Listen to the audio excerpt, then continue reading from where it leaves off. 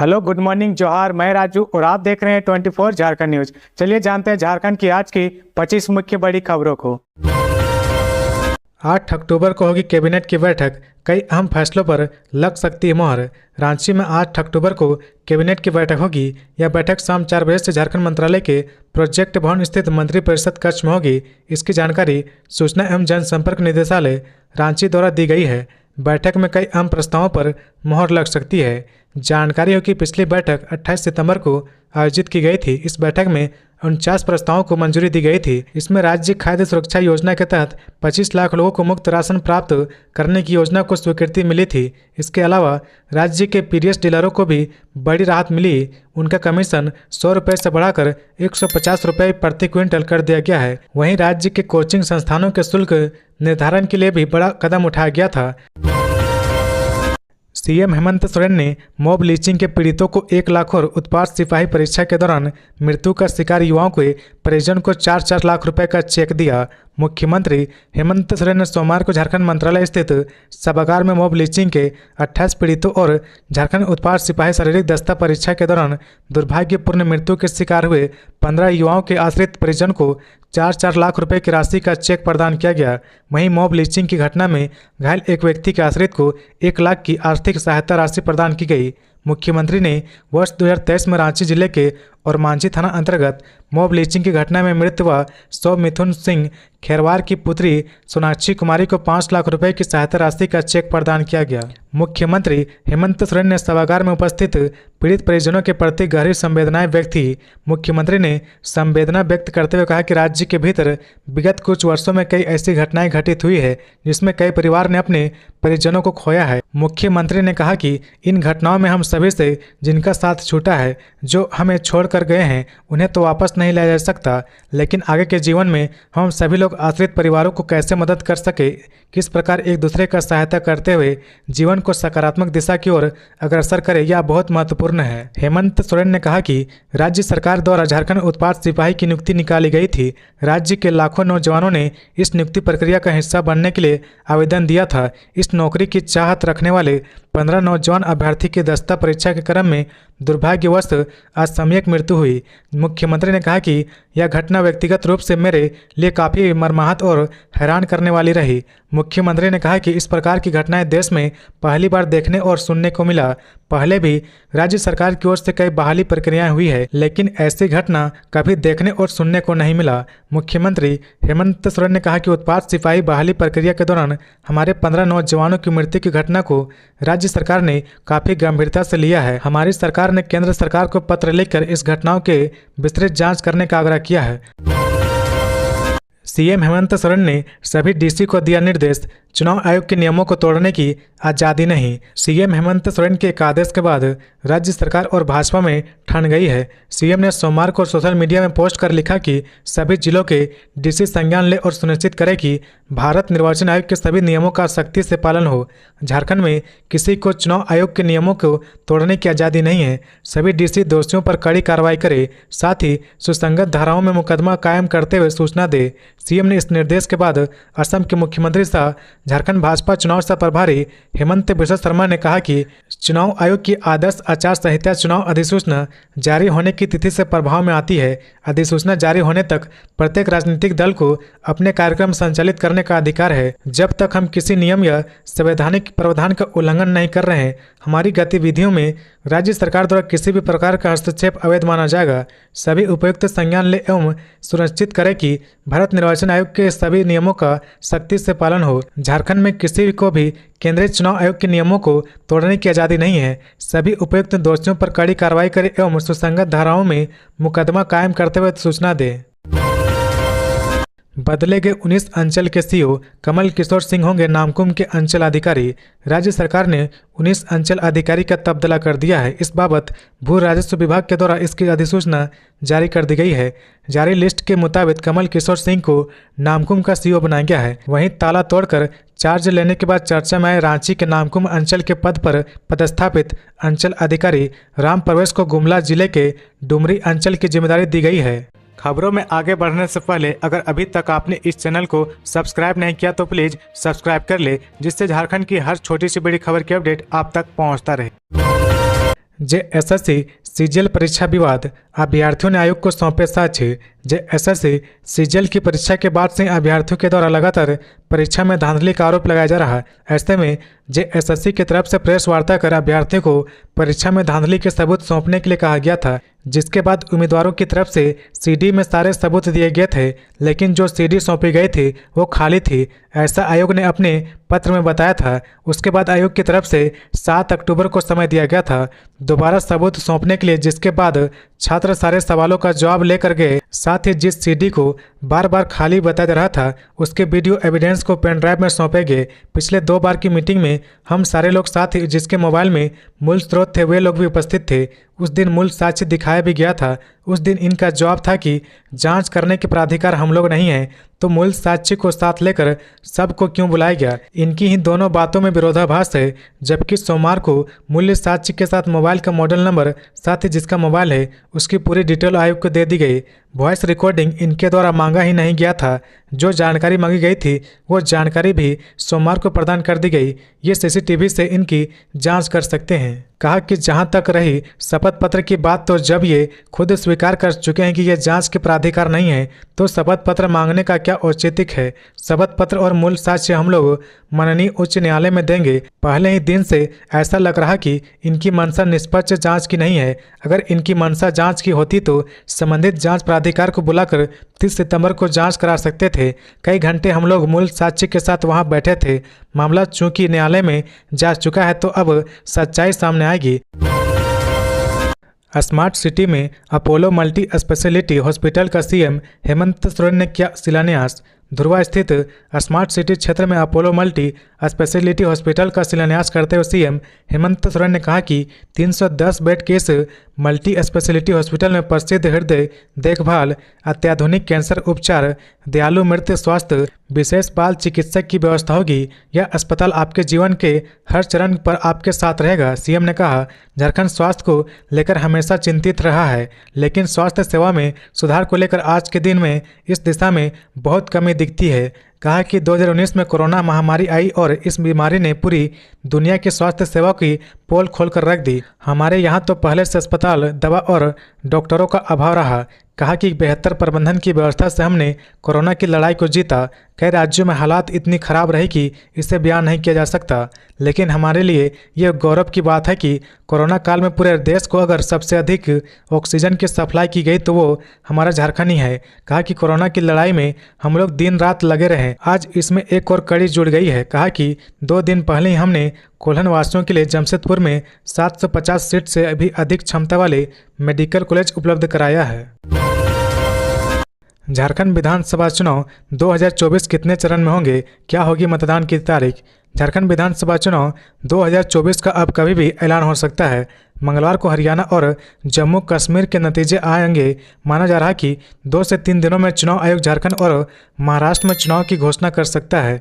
झारखंड की बात करें तो इसका स्थापना दिवस 15 नवंबर को है। ऐसे में इस बात की काफ़ी संभावना है कि झारखंड में चुनाव 15 नवंबर के बाद हो। झारखंड विधानसभा चुनाव के लिए सभी पार्टियां कमर कस चुकी है। सभी 81 विधानसभा सीटों पर नेता प्रचार में जुटे हुए हैं। इंडिया गठबंधन और एनडीए के बीच सीधा मुकाबला है। 2019 के चुनाव 30 नवंबर से 20 दिसंबर तक 5 चरणों में संपन्न हुए थे, जबकि नतीजे 23 दिसंबर को आए थे। महागठबंधन की जीत के बाद हेमंत सोरेन ने सीएम पद की शपथ ली थी। माना जा रहा है कि इस बार झारखंड में 15 नवंबर के बाद मतदान होंगे। सूत्रों के अनुसार इस बार मतदान 2 या 3 चरणों में पूरे हो जाएंगे। झारखंड विधानसभा चुनाव में हेमंत बिस्वा शर्मा पूरी तरह सक्रिय हैं। पार्टी की रणनीति बनाने में उनका बड़ा योगदान है। हेमंत बिस्वा शर्मा ने साफ कर दिया कि सभी 81 विधानसभा सीटों के लिए पैनल तैयार कर लिया गया है। सोमवार को दिल्ली में बैठक हुई, उसके बाद पार्टी की संसदीय बोर्ड उम्मीदवारों की सूची पर अंतिम मोहर लगाएगी। हेमंत बिस्वा शर्मा ने साफ किया कि इस पूरी प्रक्रिया में कम से कम 1 हफ्ते का समय लगेगा। ऐसे में माना जा रहा है कि दिल्ली में बैठक के बाद कभी भी बीजेपी अपने उम्मीदवारों की सूची जारी कर सकती है। फर्जी एफआईआर पर बरसे बन्ना गुप्ता, कहा विरोधियों की कुंठित मानसिकता उजागर हुई। सरयू रोज से पूछे सवाल। स्वास्थ्य मंत्री बन्ना गुप्ता ने सोमवार को प्रेस कॉन्फ्रेंस कर कहा कि 23 अप्रैल 2023 के फर्जी वीडियो के बाद रविवार यानी 6 अक्टूबर 2024 को एक बार फिर फर्जी एफआईआर के साथ मेरे राजनीतिक विरोधियों की निष्ठा और कुंठित मानसिकता सामने आई है। बन्ना गुप्ता ने कहा कि पिछले बार भी मेरे फर्जी वीडियो को सरयू रॉय ने पोस्ट किया। फिर उनके कट्टर समर्थक एक कथित पत्रकार को और स्वास्थ्य विभाग के एक चिकित्सक जिन पर विभागीय कार्रवाई चल रही है ने प्रत्येक व्हाट्सएप ग्रुप और सोशल मीडिया पर वायरल कर झूठा प्रचार प्रसार कर मेरी राजनीतिक छवि को बिगाड़ने और चरित्र हनन करने का दुस्साहस किया था। इस बार भी सरयू रॉय समर्थक जो ब्लैकमेलिंग, चरित्र हनन और झूठे खबरों को प्रसारित करने में एक्सपर्ट है, जो खुद में थाना वकील जज बनकर किसी का भी चरित्र हनन करने में संकोच नहीं करते हैं, उन सरयू रॉय समर्थकों ने रविवार को मुझे नीचा दिखाने और चरित्र हनन के लिए एक सोची समझी साजिश के तहत फर्जी एफआईआर की है। बन्ना गुप्ता ने कहा, आज मैं सरयू रॉय जी से पूछना चाहता हूं कि आप 10 साल विधायक रहे, 5 साल मंत्री रहे, तो आपने मानगो फ्लाईओवर के बारे में क्यों नहीं सोचा? एमजीएम अस्पताल के जीर्णोद्वार के बारे में क्यों नहीं सोचा? आप हर साल स्वर्ण रेखा का पानी बोतल में बंद कर ले जाते रहे, कॉरपोरेट घरानों को डराते रहे, धमकाते रहे, लेकिन रिपोर्ट क्यों नहीं सार्वजनिक करते हैं? स्वर्ण रेखा के जीर्णोद्वार के लिए आपने क्या किया है? मंत्री ने कहा, साक्षी स्थित जर्जर हो चुकी पुराने एमजीएम अस्पताल के बदले 500 बेड के मल्टी सुपर स्पेशलिटी अस्पताल के नए भवनों का निर्माण कार्य भी युद्ध स्तर पर जारी है। जल्द ही जनता को यह सौगात भी भेंट किया जाएगा। हम यह कह सकते हैं कि दोनों अस्पताल के कुल 851 प्लस 500 1351 बेड के चालू होने के बाद एमजीएम अस्पताल के ऊपर जो सवाल उठते थे वो खत्म हो जाएंगे। वज्रपात की चपेट में आकर युवक की मौत। दोस्तों के साथ नदी से नहाकर लौट रहा था। रांची के तमाड़ थाना क्षेत्र में जगाए सीगू गांव में 4 दोस्त करकरी नदी नहाने गए थे। नहाकर घर वापस आ रहे थे कि रास्ते में अचानक बारिश होने लगी और इस बीच एक युवक वज्रपात की चपेट में आ गया और जमीन पर गिर गया। आनन फानन में उसे तमाड़ अस्पताल लाया गया, जहां चिकित्सकों ने उसे मृत घोषित कर दिया। मृतक 22 वर्षीय लखिंद्र मुंडा जो जगाए सीगू गांव का ही रहने वाला था। पुलिस अस्पताल से शव लेकर थाने लेकर गई है। मंगलवार सुबह पोस्टमार्टम के लिए रिम्स रांची भेजा जाएगा। बूथ के बाहर सियासी दल नहीं लगा पाएंगे पार्टी का झंडा, बैनर। पार्टियों संग बैठक में चुनाव आयोग ने कहा, झारखंड में आने वाले विधानसभा चुनाव 2024 को ध्यान में रखते हुए चुनाव आयोग ने राजनीतिक पार्टी के प्रतिनिधियों के साथ एक महत्वपूर्ण बैठक की है। बैठक में भाजपा की ओर से विधि प्रकोष्ठ के प्रदेश संयोजक सुधीर श्रीवास्तव एवं सुबोध कौर साहे मौजूद थे। सुधीर श्रीवास्तव ने बताया कि सोमवार की बैठक में मुख्य रूप से 2 बातें सामने आई है, जिसमें यह बताया गया कि चुनाव के दिन बूथ के बाहर बूथ एजेंट अपने टेबल पर राजनीतिक पार्टियों के झंडे, बैनर नहीं लगा पाएंगे। बूथ पर केवल 2 कुर्सी और एक टेबल रहेगा, जिसमें पार्टी का कोई भी चुनाव चिन्ह या झंडा, बैनर, स्टिकर कुछ भी नहीं रहेगा। साथ ही वहां खाने पीने का सामान भी रखना वर्जित है। इस आदेश का अगर उल्लंघन किया गया तो प्रशासन के द्वारा मामला दर्ज किया जाएगा। इसके अलावा बूथ के बाहर 200 मीटर की दूरी पर राजनीतिक पार्टियों के बूथ एजेंट को बैठने के लिए चुनाव आयोग चुनाव से 3 दिन पहले स्थान को मार्किंग करेगा। इस मार्किंग वाले स्थान पर बूथ एजेंट कार्यकर्ता बैठेंगे। यह पूरे भारत में इस तरह की पहली व्यवस्था है, जिसको झारखंड के विधानसभा चुनाव 2024 में प्रयोग किया जा रहा। आज से पहले कभी भी यह नियम नहीं था कि बूथ के बाहर एजेंट कार्यकर्ता जो मतदाताओं के सहयोग के लिए पर्ची देने के लिए बैठते हैं, वहां पर कोई भी झंडा, बैनर नहीं रहेगा। इस चुनाव में राजनीतिक पार्टियों के उम्मीदवार 40 लाख तक खर्च कर पाएंगे। शिवराज सिंह चौहान ने कहा, हम झारखंड में एनआरसी लागू करेंगे, घुसपैठियों को चुन चुन कर बाहर निकाला जाएगा। झारखंड में सियासी चहलकदमी तेज हो गई है। ऐसे में केंद्रीय मंत्री और भाजपा के चुनाव प्रभारी शिवराज सिंह चौहान ने कहा कि झारखंड में राष्ट्रीय नागरिक रजिस्टर्ड एनआरसी लागू की जाएगी और घुसपैठियों को चुन चुन कर बाहर निकाला जाएगा। मध्य प्रदेश के पूर्व सीएम शिवराज सिंह चौहान ने कहा कि भाजपा का विस्तृत घोषणा पत्र आने वाला है। यह चुनाव केवल किसी को मुख्यमंत्री बनाने का नहीं है, यह किसी पार्टी को सत्ता दिलाने का चुनाव नहीं है। यह चुनाव झारखंड को बचाने का चुनाव है। रोटी, बेटी और मिट्टी, इन तीनों की रक्षा करना हमारा संकल्प है। शिवराज सिंह चौहान ने आगे कहा कि बांग्लादेशी घुसपैठियों के कारण झारखंड की डेमोग्राफी तेजी से बदल रही है। संथाल परगना में कभी आदिवासी आबादी 44% से ज़्यादा थी, लेकिन अब घटकर 28% रह गई है। इन घुसपैठियों के कारण बाकी आबादी भी प्रभावित हुई है। भारत की धरती पर जिन्होंने जन्म लिया है वे सब हमारे अपने हैं, लेकिन यहाँ घुसपैठ तेजी से जारी है। क्योंकि वोट बैंक के लालच में हेमंत सोरेन सरकार, गठबंधन की सरकार उनको यहां घुसवा रही है, उनके आधार कार्ड बनवा रही, वोटर लिस्ट में उनके नाम लिखवा रही। शिवराज सिंह चौहान ने कहा, घुसपैठियों का खतरा इतना बड़ा है कि वे आते हैं, हमारी धरती पर कब्जा करते हैं, हमारी माटी जा रही है। केवल धरती पर कब्जा नहीं करते हैं, आदिवासी बेटियों से शादी करते हैं, बेटियों के टुकड़े टुकड़े करके फेंके गए हैं, कई बेटियों को जाल में फंसाकर उनसे शादी किया गया, उनके नाम पर प्रॉपर्टी खरीदे रहे, उसके मालिक बन रहे, बेटियों से शादी करके चुनाव लड़ रहे हैं, स्थानीय सरकार पर कब्जा कर रहे हैं। पूर्व सीएम शिवराज सिंह चौहान ने कहा, रोटी माटी और बेटी को बचाना हमारा संकल्प है। इसके लिए हम झारखंड में एनआरसी लागू करेंगे, नागरिकता का रजिस्टर बनेगा जिसमें स्थानीय निवासी रजिस्टर होंगे, जो घुसपैठी होंगे उन्हें चुन चुन कर बाहर निकाला जाएगा। यह हमारा संकल्प है। यह केवल सत्ता की लड़ाई नहीं है, यह झारखंड को बचाने की लड़ाई है।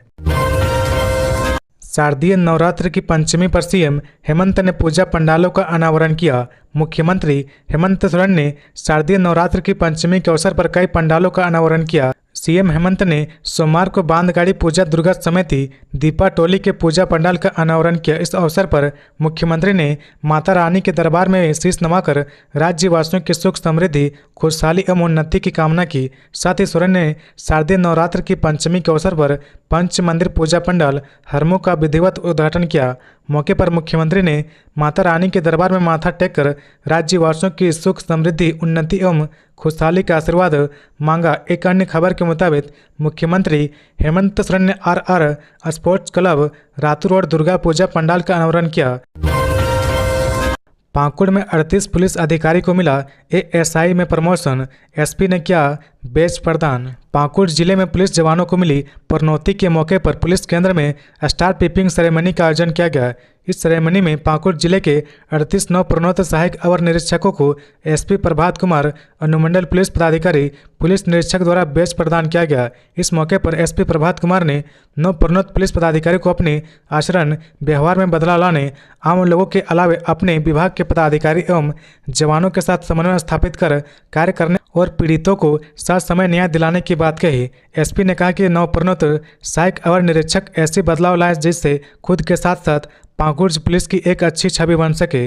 मौके पर नवप्रोन्नत सहायक अवर निरीक्षकों में खुशी देखी गई। सहायक अवर निरीक्षक चंदन कुमार, मोहम्मद शाहिद सहित कई अन्य पदाधिकारी ने बताया कि लंबे समय तक पुलिस विभाग में सेवा देने के बाद प्रोन्नति मिली है, जिससे हम सभी में काफ़ी खुशी है। और आज आयोजित स्टार पिपिंग सेरेमनी में बेच प्रदान करने के मौके पर एसपी द्वारा कई आवश्यक दिशा निर्देश एवं सुझाव दिए गए, जिसका हम सभी पालन करेंगे और बेहतर कार्य कर पुलिस की छवि को और बेहतर करेंगे। सांसद सीपी चौधरी ने गिरिडीह डीसी के खिलाफ खोला मोर्चा, 7 दिनों के अंदर घुसपैठियों की रिपोर्ट मांगी। सांसद चंद्र प्रकाश चौधरी ने गिरिडीह डीसी के खिलाफ मोर्चा खोल दिया है। उन्होंने सोमवार को फिर से डीसी को पत्र लिखा है। डीसी को लिखे पत्र में उन्होंने कहा कि सांसद के पत्र की अवहेलना करना आपकी कार्यशैली का अंग बन गया है।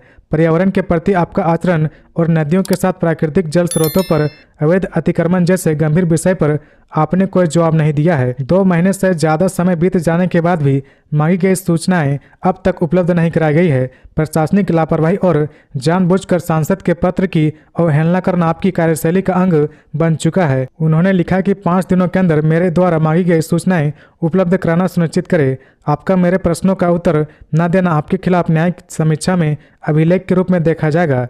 मैं बिना पूर्वाग्रह के आपसे सकारात्मक प्रति उत्तर की अपेक्षा करता हूं। सांसद ने पत्र में डीसी को यह भी लिखा कि राष्ट्रीय सुरक्षा के विषय, पर्यावरण एवं प्रदूषण पर जो आपकी प्रशासनिक कार्यशैली रही है, वैसा आचरण न कर गिरिडीह जिला में एक भी अवैध बांग्लादेशी और रोहिंग्या मुस्लिम ना रहे, यह सुनिश्चित करे। कहा कि गृह मंत्रालय को भी इसकी जानकारी दी है। गिरिडीह जिला में शहरी क्षेत्र क्रमशः वार्ड के सूची के साथ बांग्लादेशी और रोहिंग्या मुसलमानों की उपस्थिति का ब्यौरा जांच के बाद उपलब्ध कराना सुनिश्चित करे। ग्रामीण क्षेत्र में गिरिडीह जिला के सभी पंचायतों में जांच कर बांग्लादेशी घुसपैठ की उपस्थिति का ब्यौरा भी देना सुनिश्चित करे। सांसद सीपी चौधरी ने 7 दिनों के अंदर जांच रिपोर्ट उपलब्ध कराने को कहा। उन्होंने लिखा कि यह राष्ट्रीय सुरक्षा से जुड़ा विषय है। सोशल मीडिया में भी बांग्लादेशी घुसपैठियों के झारखंड में घुसने की चर्चा हो रही है। गिरिडीह सांसद के रूप में मेरा कर्तव्य है कि राष्ट्रीय सुरक्षा के विषय पर जिला प्रशासन को सजग करे। राष्ट्रीय हित सर्वोपरि है। मंत्री मिथिलेश कुमार ठाकुर ने महिला कॉलेज का किया उद्घाटन। गढ़वा विधायक और झारखंड सरकार के पेयजल एवं स्वच्छता, पर्यटन, कला संस्कृति, खेल कूद एवं युवा कार्य विभाग मंत्री मिथिलेश कुमार ठाकुर गढ़वा के सोनपुरवा में 12 करोड़ 87 लाख रुपए की लागत से निर्मित महिला कॉलेज का उद्घाटन किया। मंत्री मिथिलेश ठाकुर ने फीता काटकर विधिवत पूजा अर्चना कर व नारियल फोड़कर कॉलेज का उद्घाटन किया। मौके पर मंत्री ठाकुर ने कहा कि पूर्व की सरकारों ने जो कार्य धरातल पर करनी चाहिए थी वह कार्य अब हमारी जन सरोवर की सरकार काफी तेजी से कर रही है। गढ़वा सहित पूरे राज्य में काफी तेजी से विकास कार्य हो रहा। यह बहुत ही दुर्भाग्य की बात है कि वर्ष 1991 में गढ़वा जिला का निर्माण हुआ, परंतु आज तक किसी भी जनप्रतिनिधि, किसी भी सरकार को यहाँ की बेटियों को पढ़ाने के लिए एक महिला कॉलेज बनाने की चिंता नहीं हुई। यह बताने के लिए काफ़ी है कि आज तक यहाँ जितने भी जनप्रतिनिधि हुए हैं सभी ने अपने स्वार्थ के लिए जनता को बरगलाया एवं उनका हक लूटा है। आज भी उन्हीं अधिकारों के साथ काम हो रहा है जो पूर्व के जनप्रतिनिधियों के अधिकार थे। यह महिला कॉलेज सर्व सुविधा संपन्न अत्याधुनिक कॉलेज है। बहुत जल्द ही इसमें पढ़ाई शुरू की जाएगी। पाकुड़ से दुमका आकर करते थे चोरी, पुलिस ने धर दबोचा, 18 बाइक बरामद। लगातार हो रही बाइक चोरी के मामले में पुलिस को एक बड़ी सफलता हाथ लगी है। पुलिस ने इस मामले में 2 अपराधी को गिरफ्तार किया है और इनकी निशानदेही पर चोरी के 18 बाइक बरामद किए गए हैं। इस मामले में कुछ और लोगों की भी संलिप्तता है जिनकी जांच पुलिस कर रही है। दरअसल पिछले कुछ महीने से दुमका जिले के लगभग सभी थाना क्षेत्र में मोटरसाइकिल की चोरी की घटना लगातार बढ़ रही थी। इस तरह की चोरी की घटना को गंभीरता से लेते हुए जिले के एसपी पीताम्बर सिंह खेरवार के द्वारा सभी थाना प्रभारी को बाइक चोर गिरोह पर कड़ी निगरानी रखने का निर्देश दिया गया था। साथ ही अधिकारियों को कहा गया था कि आप अपने थाना क्षेत्र में अलग अलग जगह पर लगातार वाहन जांच अभियान चलाएं। इसी क्रम में रविवार को पुलिस को यह गुप्त सूचना मिली कि जामा थाना क्षेत्र में चोरी की एक बुलेट बाइक से 2 चोर घूम रहे हैं। सूचना के सत्यापन और आगे की कार्रवाई के लिए एक छापेमारी दल का गठन किया गया। जैसे ही यह छापेमारी दल जामा थाना क्षेत्र में मेउरच्छी नदी पर बने पुल पर पहुंचा तभी सामने की ओर से एक बुलेट तेजी से गुजर रहा था। पुलिस ने उन्हें रोकने का प्रयास किया तो बाइक सवार देवघर रोड की ओर भागने लगे। पुलिस टीम के द्वारा उनका पीछा किया गया और लगभग 4 किलोमीटर दूर जाकर सिलांदा ग्राम के पास भाग रहे बाइक सवार अपना वाहन छोड़कर भागने लगे। पुलिस ने पीछा कर उनको पकड़ लिया। भाकपा माले विधायक विनोद सिंह ने सीएम हेमंत सोरेन को पत्र लिखकर कर दी ये मांग, कहा तुरंत रद्द करें ये कानून। भाकपा माले लिबरेशन के विधायक व प्रयुक्त विधान समिति के सभापति विनोद सिंह ने 7 अक्टूबर 2024 को मुख्यमंत्री हेमंत सोरेन को पत्र लिखकर तुरंत कैबिनेट बैठक कर लैंड बैंक नीति व भूमि अधिग्रहण कानून संशोधन रद्द करने की मांग की है। पत्र में कहा गया कि पूर्व की भाजपा आजसू सरकार ने 2016 में लैंड बैंक बनाया था जिसके तहत राज्य के 22 लाख एकड़ सामुदायिक व गैर मजरूआ जमीन को चिन्हित कर लैंड बैंक में पंजीकृत किया गया था। इसके तहत कोई भी कंपनी किसी भी समय लैंड बैंक में डाले गए जमीन को चिन्हित कर बिना ग्राम सभा की सहमति के अधिग्रहण की मांग कर सकती है। सामुदायिक जमीन को लैंड बैंक में डालने से पहले ग्राम सभाओं की सहमति भी नहीं ली गई थी। यह भी कहा गया कि रघुवर दास सरकार ने 2018 में भूमि जमीन अधिग्रहण कानून संशोधन 2017 के तहत निजी व सरकारी परियोजनाओं के लिए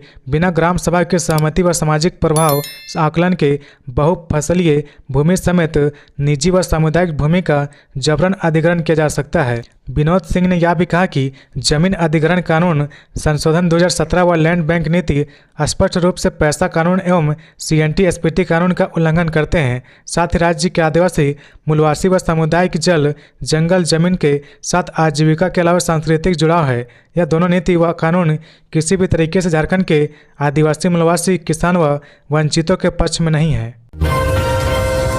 रांची महानगर श्री दुर्गा पूजा समिति का प्रतिनिधि मंडल कमिश्नर व DIG से मिला। रांची महानगर श्री दुर्गा पूजा समिति के मुख्य संयोजक डॉक्टर अजीत कुमार साहे के नेतृत्व में एक प्रतिनिधि मंडल दक्षिणी छोटानागपुर के प्रमंडलीय आयुक्त अंजनी कुमार मिश्र और पुलिस अप महानिरीक्षक रांची परिक्षेत्र अनूप बिरथरे से उनके कार्यालय में मिला। प्रतिनिधि मंडल में महासागर दुर्गा पूजा समिति, सर्वधर्म संवेदना समिति एवं केंद्रीय शांति समिति रांची के प्रमुख पदाधिकारी समेत शहरी एवं ग्रामीण क्षेत्र में आयोजित पूजा पंडाल के प्रमुख लोग शामिल थे। प्रतिनिधि मंडल ने प्रमंडलीय आयुक्त व पुलिस उप महानिरीक्षक को शहरी एवं ग्रामीण क्षेत्र में आयोजित होने वाली दुर्गा पूजा से संबंधित विस्तृत जानकारी दिए, साथ ही विभिन्न समस्याओं से अवगत कराया। डॉक्टर अजीत ने बताया कि राज्य सरकार एवं पुलिस विभाग के द्वारा पिछले कुछ समय में महिला पुलिस बल की नियुक्ति में महिला पुलिस की संख्या बढ़ाई गई है। उन्होंने आग्रह किया कि दुर्गा पूजा में अधिक से अधिक महिला पुलिस बल की प्रतिनियुक्ति सुनिश्चित हो।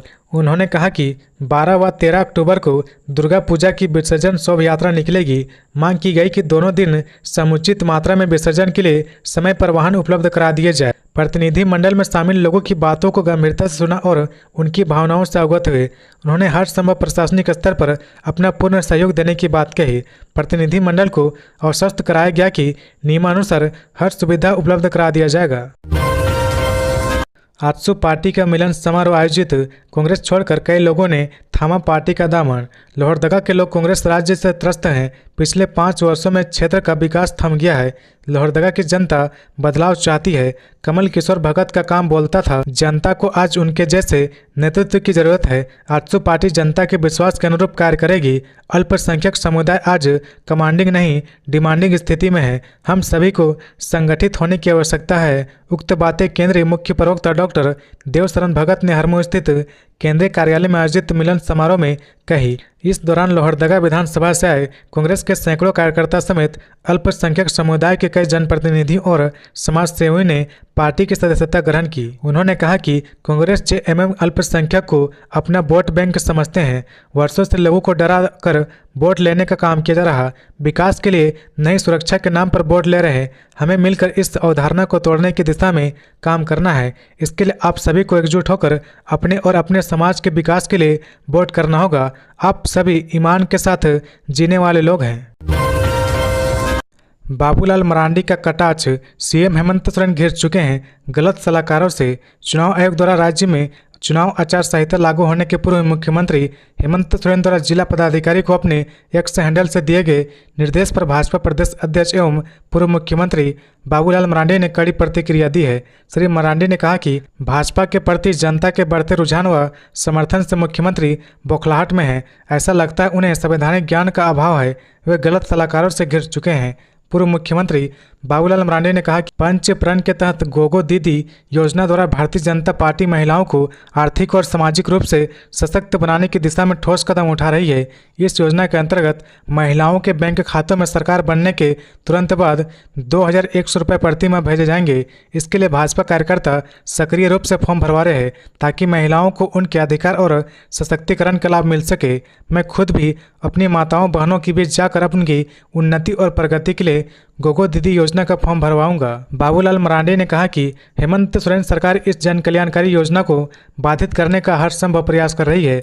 भाजपा कार्यकर्ताओं को झूठे मुकदमों में फंसाया जा रहा और तरह तरह से प्रताड़ित किया जा रहा ताकि वे अपने मिशन से पीछे हट जाएं। मुख्यमंत्री हेमंत सोरेन जी को एक बार फिर से आगाह कर देना चाहता हूं कि आप चाहे जितना भी झूठे मुकदमे दर्ज करवा ले, हम भाजपा कार्यकर्ता आपके इन दमनकारी हथकंडों और गीदड़ भभकी से डरने वाले नहीं हैं। पहले भी आपने कई मुकदमे दर्ज कराए हैं, परंतु हम पीछे नहीं हटे और ना ही हटेंगे। तो ये थी आज की झारखंड की टॉप बड़ी खबरें। इसी तरह झारखंड की हर छोटी सी बड़ी खबर देखने के लिए आप हमारे चैनल 24 झारखंड न्यूज को सब्सक्राइब करके बेल आइकन प्रेस कर ले, जिससे झारखंड की हर छोटी सी बड़ी खबर की अपडेट आप तक पहुंचता रहे। तो आज के लिए बस इतना ही। हमें दीजिए इजाजत, फिर मिलते हैं नेक्स्ट न्यूज में।